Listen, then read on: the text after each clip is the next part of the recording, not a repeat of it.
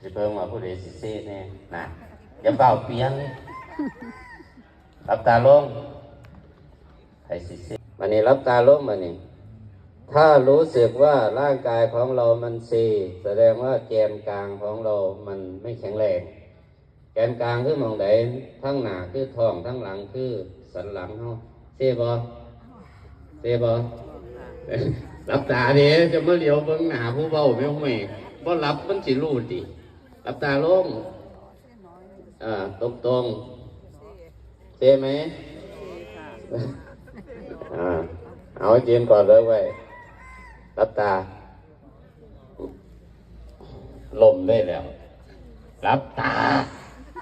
ไม่บอกรับตายังเดี๋ยวเบิ่งกันอยู่เราคนผ้าเฮ็ดจังไดเนาะกันรับเอาก็บอกแล้วบอกว่ากอดแล้วก็เอาตีนไปต้นหนาอันนึงรู้สึกเซไหมสิมีวิธีแก้บ่ให้เซบาดนี้เอาท่านผู้ใดเซหารด้วยการกอดเข้ามาหาเอิกเกี่ยวของเราก็ยกหัวขึ้นให้ข้างมันจอดกับเอิกกอดขาไว้นับ1 2 3 4 5 6 7 8 9